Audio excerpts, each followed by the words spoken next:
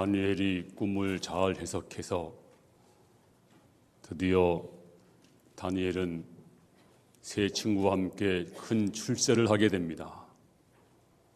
오늘 다니엘서 2장 48절에 보면 왕이 이에 다니엘을 높여 귀한 선물을 많이 주며 그를 세워 바벨론 온 지방을 다스리게 하며 또 바벨론 모든 지혜자의 어른을 삼았으며 다니엘에게 선물을 많이 주었습니다. 그리고 높여서 백성을 다스리게 했습니다. 뿐만 아니라 다니엘을 지혜자의 어른으로 삼았다. 지금 다니엘의 나이는 아직 청년입니다. 그런데 나라 어른이 됐습니다. 어른 됐다는 거, 이 얼마나 대단한 일입니까? 나이가 많다고 어른 되는 게 아닙니다. 어른으로서 어른 역할을 해야 어른입니다. 저도 이제 노회나 총회나 시찰에 가면 어른 대접을 받습니다. 왜냐하면 제 위에 이제 별로 없어요. 다 은퇴하시고 어느덧 어른이 되었어요. 근데 어른 역할을 잘 못하고 있어서 걱정입니다. 제가 그저께는 중고등부 수련회를 인도했습니다. 중고등부 아이들 앞에서 설교하면서 이런저런 질문하면서 맞추면 선물을 주려고 선물 준비해가지고 이제 질문을 했습니다. 이런저런 질문하는 중에 좀 분위기를 부드럽게 하기 위해서 내가 몇 살로 보이냐라고 질문했습니다. 그랬더니 한 학생이 40살로 보입니다. 그래요. 그래서 제가 농담하는 줄 알았어요. 저를 기분 좋게 하려고 농담을 하나 보다. 그래서 맞지 않다. 좀 거리가 있다. 그러니까 또 한 학생이 한 50살쯤 보입니다. 그래요. 그래도 틀렸잖아요. 틀렸다 그러니까 아이들이 한참 고민을 하는 거예요. 아이들이. 근데 얼굴이 진지해요. 농담이 아니에요. 한 여학생이 손들더니 35살로 보입니다. 그래서 하도 어이가 없어가지고 제가 상품을 큰 걸 줬어요. 어른 된다는 게 참 어려운 일입니다. 그런데 다니엘뿐만 아니라 그 세 친구까지도 동일한 축복을 받습니다. 49절에 보면 왕이 또 다니엘의 요구대로 사드락과 메삭과 아벳느고를 세워 바벨론 지방의 일을 다스리게 하였고 다니엘은 왕궁에 있었더라. 사드락과 메삭과 아벳느고, 다니엘 세 친구도 이제 관직을 얻어서 높은 자리에 올라갔습니다. 자, 고난 뒤에 찾아온 축복입니다. 근데 놀랍게도 모든 인생이 그렇습니다. 사이클이 있습니다. 돈다는 얘기죠. 이제 축복 다음에는 또 고난이 찾아왔습니다. 이 고난은 세 친구에 찾아온 아주 무서운 고난이었습니다. 그 고난은 내용은 이렇습니다. 자, 느부갓네살 왕이 꿈을 꾸었잖아요. 그 꿈을 다니엘이 해석을 했습니다. 해석은 어떤 해석이었나요? 큰 신상이 있었는데 머리는 바벨론, 또 가슴과 팔은 페르시아, 배와 넓적다리는 헬라, 그 다음에 종아리 부분은 로마, 그리고 마지막 나라 진흙과 철이 안 섞이다가 막 갈등할 때 뜨인 돌이 와서 발을 쳐버리니까 우상이 온데간데 없어지고 세상 나라는 끝이 났더라.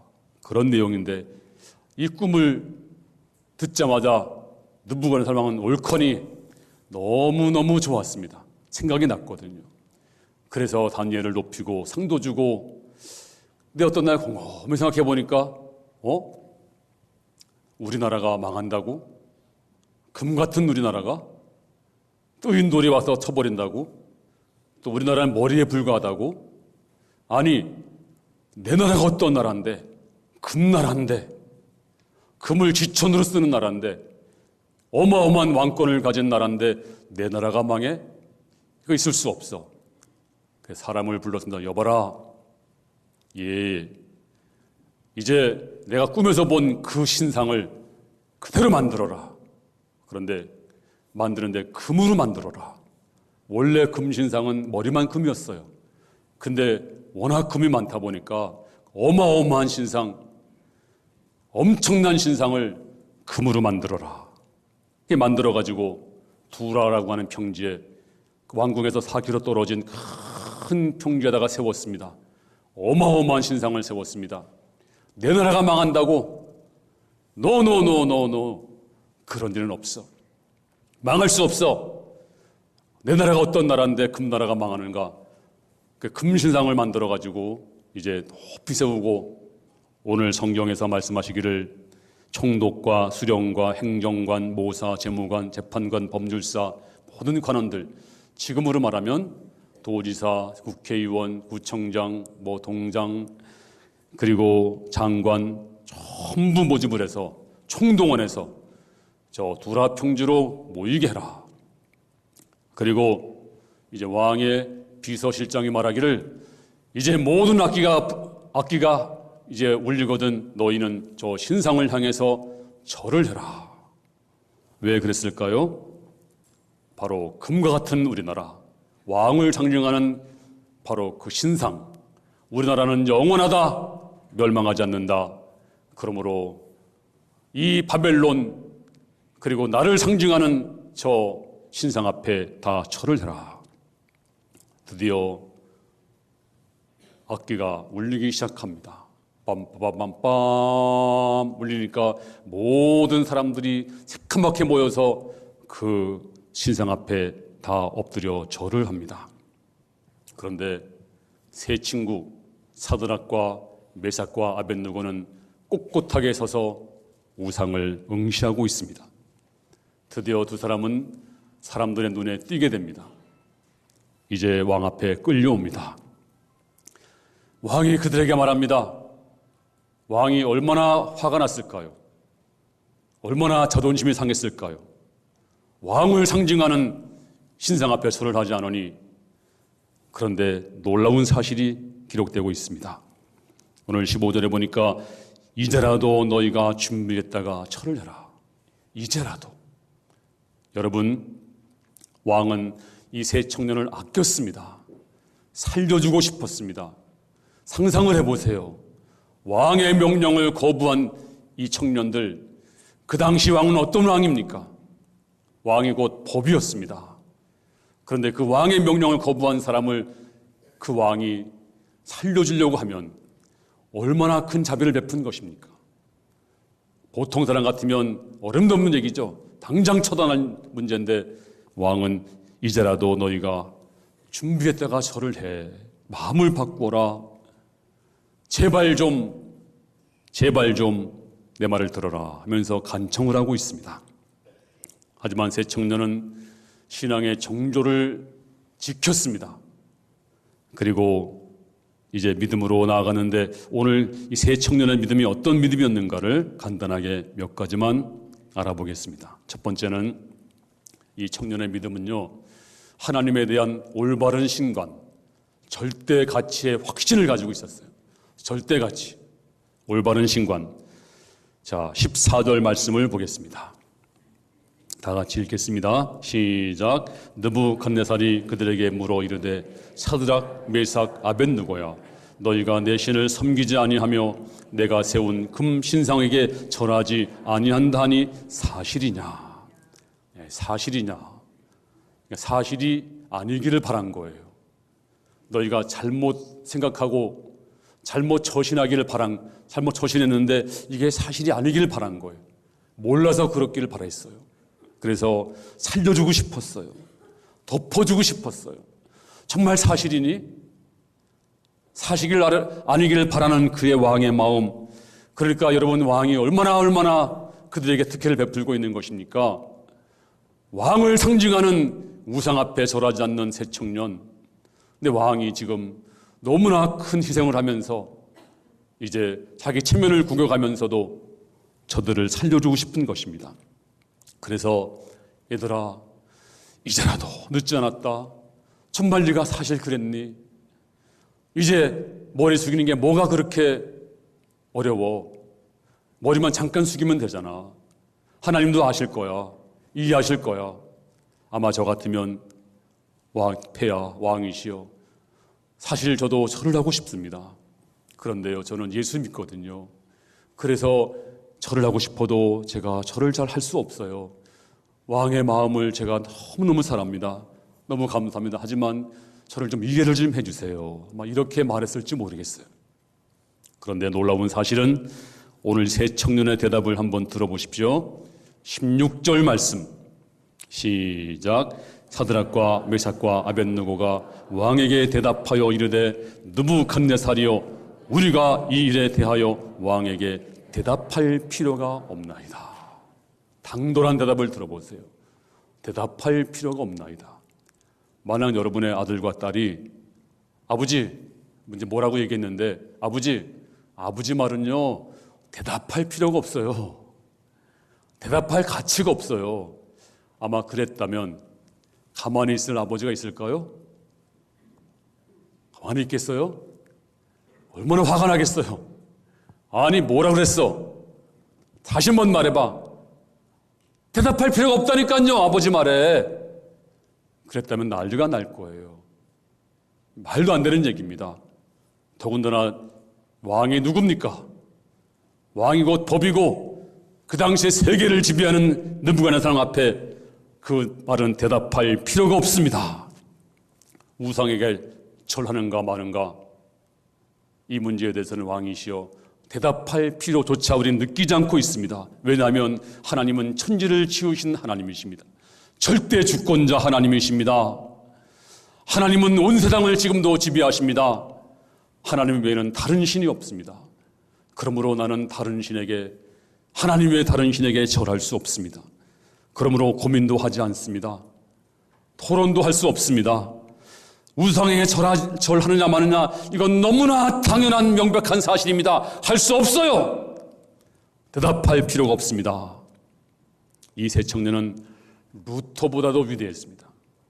루터는 1517년 10월 30일 미덴마르크 성당 정문 앞에다가 95개의 조항을 다 써서 걸었어요. 그 95개의 조항이 뭐냐면 마리아 숭배는 우상 숭배다. 또 예수님만이 우리의 유일한 구원자가 되신다. 교황의 말은 성경이 아니다. 성경만 하나님 말씀이다. 그리고 연옥은 없다. 이런 걸 가지고 95개의 조항을 만들어 붙였어요. 그러니까 교황청이 얼마나 화가 나겠습니까? 교황이 이렇게 말합니다. 루터야, 내가 한 번만 기회 주겠다. 잘 생각해봐라. 그거 95개의 조항 철회하라. 설득을 했어요. 그때 루터가 뭐라고 했나요? 그러면 저를 파문하지 않겠습니까? 그럼 네가 그것만 거둬들이면 파문하지 않겠다. 그때 루터가 말하기를 그러면 며칠만 시간을 주세요. 제가 고민하고 나서 말씀을 드리겠습니다. 그래서 집에 가서 고민하니까 부인이 당신 왜 고민하시오? 사실은 이러이러 저러저러 합니다. 부인이 막 야단을 치는 거예요. 울면서 상복을 입고 야단을 치는 거예요. 하나님이 죽었다고. 어떻게 당신이 그렇게 용기가 없냐고. 부인의 말을 듣고 용기를 얻어가지고 저 사단이 성당의 귀하점보다 더 많을지라도 내가 내 길을 걸어가리라. 오직 의인은 믿음으로 말미암아 살리라. 그렇습니다. 이 루터는 그래도 고민하는 시간을 가졌지만 새 청년은 그러지 않았어요. 우상에 절하냐 마느냐 이건 있을 수 없는 일입니다. 하나님과 나 사이의 신앙의 정절 어떻게 내가 이것을 가지고 타협할 수가 있겠습니까? 타협할 수 없습니다. 프랜시스 쉐이퍼 박사는 이런 말을 했습니다. 현대의 가장 큰 문제는 절대가치가 파괴된 것이다. 절대가치. 보세요. 지금 이혼이 왜 죄냐? 행복 추구권인데 그래서 생각이 많이 바뀌었어요. 또 동성연애? 그거 성적 지향이잖아. 절대선이 어디 있어? 다 상대적인 거지. 지금 그래서 절대가치가 무너진 세대다 그랬습니다. 다른 건 다 양보해도요. 우리가 한 가지만은 지켜야 돼요. 하나님과 나 사이의 정절, 이것은 타협할 수 없는 것이고 양보할 수 없는 것이고 이건 절대적인 것입니다. 여러분 성춘향이가 왜 우리에게 효자됩니까? 성춘향이는요 바로 정절을 지켰어요. 정절입니다. 주께서 말씀하시기를 네가 나를 부인하면 나도 하나님 앞에서 너를 부인하리라. 네가 나를 시인하면 나도 너를 시인하리라. 신앙의 정절 잃어버리면 끝장나는 것입니다. 신앙의 정절 잃어버리면 더 이상 방법이 없습니다. 그러므로 여러분이 이제 이 기록 앞에 섰을 때 만약 주일 성수냐 아니면 돈이냐, 그때 여러분은 고민할 필요가 없습니다. 나와 내 집은 하나님을 섬기겠노라. 아니 주일날 청망감을 준다고 하더라도 하나님과 나와의 약속, 주일, 거룩한 주일 성수, 나는 타협할 수 없습니다. 이것은 상상할 수 없는 일입니다. 이 확신을 찬 믿음 왜 없습니까? 또 11조 하는 것도 마찬가지입니다. 하나님과 나와의 약속, 내 모든 건 다 주님의 것인데 11조 아주 고민하다니 이거 있을 수 없는 일입니다. 나는 11조 드리겠습니다. 누가 뭐라고 하더라도. 그리고 목숨이 위태할 때도 여러분, 나는 믿음을 지키겠습니다. 나는 오직 하나님을 믿습니다 라고 하는 확신에 찬 믿음, 정절, 신앙의 정절, 바로 이것이 새 청년이었습니다. 두 번째는 하나님의 능력에 대한 확신입니다. 자, 17절 말씀을 보겠습니다. 17절 시작. 왕이여, 우리가 섬기는 하나님이 계신다면 우리를 맹렬히 타는 풀무불 가운데서 능히 건져내시겠고 왕의 손에서도 건져내시리이다. 뭐라고 대답했어요? 하나님께서 능히 건져내실 것입니다. 당신이 우리를 풀무불 속에 집어넣는다고 하더라도 하나님이 건져줄 거예요. 그리고 왕의 손에서도 건져낼 것입니다 라고 하는 하나님의 능력에 대한 확신이 있었습니다. 고린도후서 1장 10절에서 이런 말씀이 있습니다. 그가 이같이 큰 사망에서 우리를 건지셨고 또 건지실 것이며 이후에도 건지시기를 그에게 바라노라. 여기서 건지셨고는 과거입니다. 여러분을 과거의 모든 죄와 허물로부터 건지셔서 영원한 영생을 주신 줄로 믿습니다.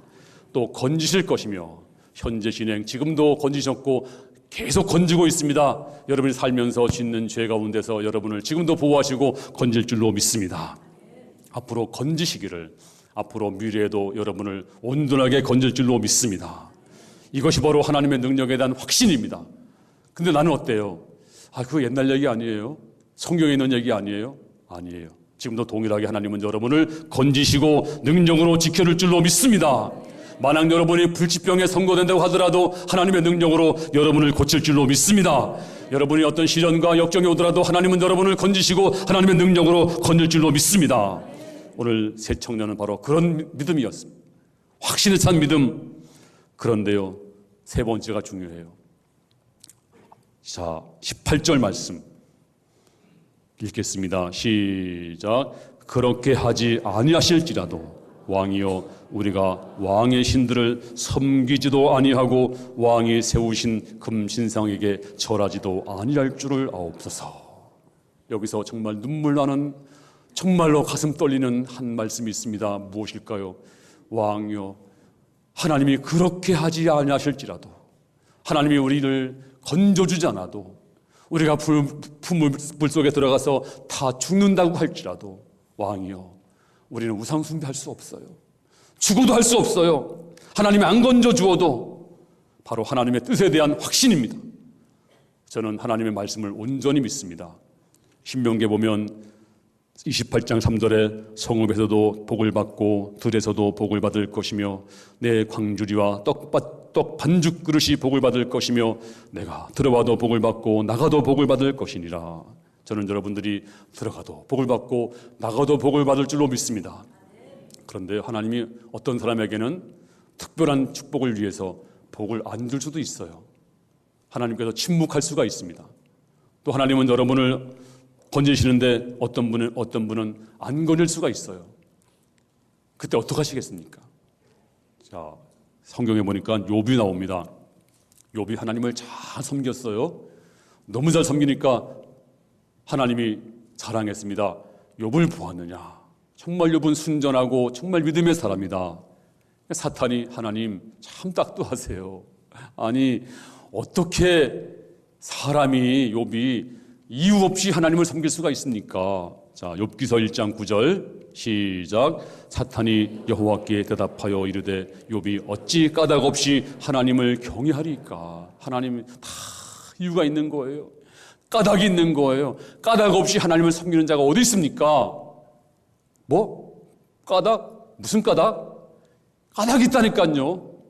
어떤 까닭일까요? 10절에 보니까 주께서 그와 그의 집과 그의 모든 소유물을 울타리로 두르심 때문이 아니니까 주께서 그의 손으로 하는 바를 복되게 하사 그 소유물이 땅에 널리게 하셨습니다. 하나님이 소유물을 울타리로 잘 지켜주었잖아요. 복을 주었잖아요. 소유물이 땅에 널려 있잖아요. 아니 이런 가운데서 하나님을 안 섬길 사람이 어디 있어요? 생각해 보세요. 다 이유가 있는 거지, 까닭이 있는 거지. 그러니까 사단이 또 참도를 해요. 뭐라고 하냐면 11절에 시작. 이제 주의 손을 펴서 그의 모든 소유물을 치소서 그리하시면 정령 대면하여 주를 욕하리이다. 하나님, 저 사람 별 사람 아니에요. 하나님을 욕할 거예요. 지금 하나님이 지켜주고 보호하고 널리게 재물이고 엄청난 복을 받았는데 하나님 섬기고 있지만 저 다 뺏어보세요. 뺏어보세요. 하나님을 욕하고 말걸요. 대번에 욕할걸요. 그래가지고 하나님이 허락해서 재산 다 잃어버리죠. 건강 다 잃어버리죠. 자식도 다 죽었어요. 하루아침에 또 건강 다 잃어버려서 머리부터 발끝까지 악창이 납니다. 근데 부인이 찾아와서 위로하는 것이 아니고 뭐라고 말하는가 보면 이제 이렇게 말하고 있습니다.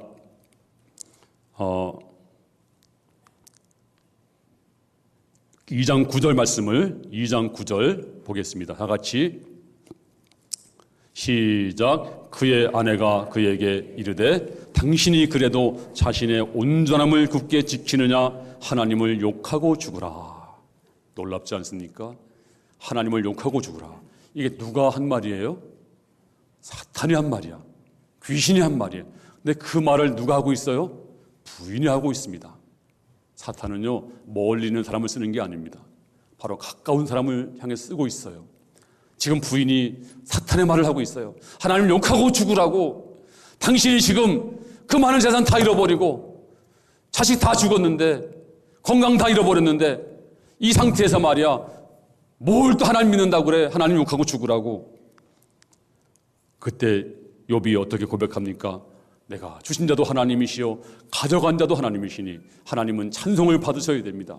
내가 하나님을 섬기는 것은 하나님 나를 뭘 줘서 섬기는 것이 아니라 하나님이 하나님 되시기 때문에 하나님의 영광스러움 때문에 하나님의 어미하심 때문에 우리가 하나님을 섬기는 거지 뭘 주어서 뭘 받아서 섬기는 게 아니다. 하나님은 당연히 영광과 찬송을 받으셔야 됩니다. 이것이 바로 욥의 신앙 고백이었습니다. 그렇습니다. 오늘 새 청년이 바로 그러했습니다. 우리가 하나님을 섬기는 것은 내가 뭘 받아서 섬기는 것이 아니라 하나님이 하나님 되시기에 우리는 하나님이 그렇게 하지 않을지라도 내가 복을 못 받을지라도 아니 내가 죽는다고 할지라도 우리는 우상을 섬길 수 없습니다. 이런 확신이 있었습니다. 그러므로 여러분 어떻게 하시겠어요? 다 떠나가도 그도 믿겠습니까? 다 잃어버려도 그때도 원망하지 않겠습니까? 여러분 우리가 하나님을 섬기는 것은 하나님이 하나님 되기 때문에 섬기는 것이지 뭘 받아서 섬기는 것이 아닙니다. 우리가 부모님을 섬기는 것도 마찬가지입니다. 부모님을 섬기는 건 당연한 도리이고 부모님 모시는 건 당연한 도리이기 때문에 섬기는 것이지 부모님 뭐 해줘서 섬기나요? 하나님은 하나님 되십니다. 그래서 하나님은 이제 새 청년은 그렇게 고백하고 있어요. 다 잃어버릴지라도 그렇게 안 할지라도 저 부모님한테 죽는다고 할지라도 절대로 섬길 수 없습니다. 절대로 우상 숭배할 수 없습니다. 자, 이럴 때 왕이 드디어 폭발했습니다. 여봐라! 풀무불을 7배나 더 뜨겁게 하라. 그랬더니 데리고 간 병사가 다 타 죽었어요. 얼마나 뜨거웠든지. 그리고 이제 하나님이 역사하기 시작했습니다. 오늘 25절 말씀 보겠습니다. 25절 말씀 다 같이 읽겠습니다. 시작. 왕이 또 말하여 이르되 내가 보니 결박되지 아니한 네 사람이 불 가운데로 다니는데 상하지도 아니하였고 그 넷째 모양은 신들의 아들과 같도다. 사람들이 지켜보면서 어떻게 죽나 보니까 아마 들어가자마자 아마 1초도 안 돼서 다 타버렸을 거예요. 얼마나 뜨거웠든지.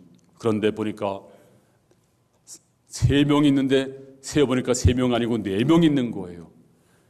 놀래가지고 저 4명은 네 번째 사람은 누구냐? 신들의 아들과 같도다. 왕이 기절초풍하게 됩니다. 그래서 다시 나오게 하니까 머리카락 하나 상하지 아니하고 온전했습니다. 하나님이 지켜준 줄로 믿습니다. 하나님이 보호하신 줄로 믿습니다. 이사야 43장 2절에 내가 물 가운데로 지날 때 내가 너와 함께 할 것이라. 강을 건널 때 물이 너를 침몰하지 못할 것이며 내가 불 가운데로 지날 때 타지도 아니할 것이요 불꽃이 너를 사르지도 못하리니. 그렇습니다. 하나님이 약속대로 지키시고 보호하시고 인도하신 줄로 믿습니다. 할렐루야. 그리고 30절 말씀에도 왕이 드디어 사드락과 메삭과 아벳느고를 바벨론 지방에서 더욱 높이니라. 그렇습니다. 하나님이 이 청년의 믿음의 오름을 증명해 주었습니다. 그리고 더 큰 축복을 주었습니다. 네, 마지막에 제가 이 말씀을 정리하면서 이런 생각을 해봤어요. 만약에 하나님이 이 세 청년을 구원하지 아니하고 그대로 두었더라면, 그리 아니실지라도 막 순교했더라면 아마 어땠을까? 벌벌 떨었을까? 아닐 것 같아요. 순교하면서 하나님, 이렇게 부족한 우리에게 순교의 기회를 주신 거 감사합니다. 아마도 기쁘게 찬송하면서 순교했을 것으로 저는 생각합니다. 바로 이것이 믿음입니다. 오늘도 우리는 어떻게 살아야 될까요? 하나님이 그렇게 하시지 않을지라도, 혹시 내 병을 고쳐주지 않을지라도, 또 내 사업에 복을 안 줄지라도, 내 자녀에게 복을 안 줄지라도, 하나님이 그렇게 안 해도 나는 하나님이 하나님 되시기에 하나님만 섬기겠습니다. 하나님만이 내 유일한 내 믿음의 이제 모든 것 되십니다. 이런 고백이 여러분 고백될 수 있기를 주님 이름으로 축원합니다.